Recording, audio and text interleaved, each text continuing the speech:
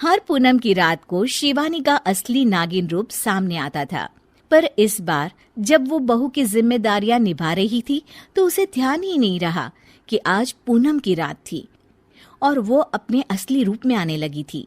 शिवानी को डर लग रहा होता है कि कहीं उसका ये राज सबके सामने ना आ जाए। हे भगवान, अब मैं क्या करूं? अगर किसी को पता चल गया कि मैं एक नागिन हूं तो मुझे इस घर से ये लोग निकाल देंगे और चंदन, वो तो मुझसे नफरत करने लगेंगे। तभी रमा रसोई में आ जाती है और शिवानी अपनी सास को आता हुआ देख घूंघट कर लेती है। बहू, तू यहाँ क्या कर रही है इतनी देर से? तभी रमा देखती है कि शिवानी ने घूंघट किया होता है। अरे बहू, ये तूने अचानक से घूंघट क्यों कर लिया? कुछ नहीं सासू माँ, वो मेरी ना सहेली का फोन आया था अभी।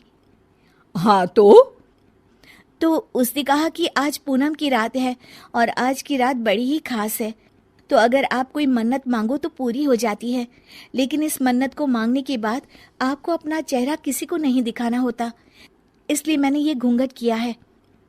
अरे पर तूने तो मुझे इस बारे में कुछ नहीं बताया। हाँ मम्मी जी, मुझे माफ कर दीजिए, वो घर में सब मेहमान आने वाले थे तो मेरे दिमाग से ही ये बात निकल गई। शिवानी ऐसा कहकर अपने काम में लग जाती है। रमा मन में सोचती है, बड़ी ही अजीब सी बात है ये, ऐसी ऊट पटांग मन्नत कौन मांगता है भला? और शिवानी मन में सोचती है, बस कैसे भी करके 12 बजे तक मुझे अपने असली रूप को छुपाना है। अच्छा चलो फिर ऐसे ही चलो, मेरी सहेलियां जा रही हैं, उनसे विदा ले लो। ठीक है मम्मी जी, पर ये घूंघट। हाँ, मैं समझा दूंगी उन्हें कि तुम्हारी ये कुछ अनोखी सी मन्नत है। शिवानी अपनी सास के पीछे चल रही होती है, पर उसका निचला शरीर अब नागिन का रूप ले लेता है।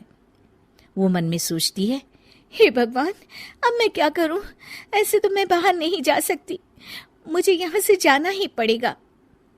रमा पीछे मुड़कर देखती है तो शिवानी गायब होती है। रमा ये देखकर चौंक जाती है कि आखिर शिवानी कहाँ चली गई अचानक से। बहू, कहाँ चली गई ये अचानक से? मेरे पीछे ही तो आ रही थी। शिवानी छत पर खड़ी होती है और घबरा रही होती है कि अगर वो पार्टी में वापस नहीं गई तो उसका राज खुल जाएगा। वो चंद्र देवता से प्रार्थना करने लगती है, हे चंद्र देवता, मेरे असली रूप को आज किसी के सामने मत आने दीजिए। मैं इस परिवार से बहुत प्यार करती हूँ और मैं यहीं रहना चाहती हूँ। चंद्र देवता प्रकट हो जाते हैं।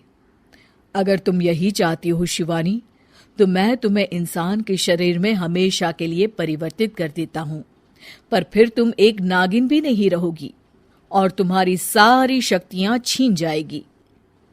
मैं यहाँ इस घर की बहू बनकर ही रहना चाहती हूँ चंद्र देवता, आप मेरे शरीर को इंसानी रूप में परिवर्तित कर दीजिए। चंद्रदेव शिवानी को एक इंसान बना देते हैं और वो अब नागिन नहीं रहती। वो जल्दी से नीचे पार्टी में जाती है। अरे बहू, कहाँ गई थी? क्या हो गया था तुम्हें?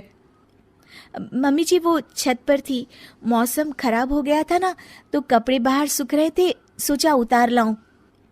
अरे बहू, यहाँ मेरी सहेलियां तुम्हारा इंतजार कर रही थी और तुम्हें कपड़ों की पड़ी है। मुझे माफ कर दीजिए मम्मी जी।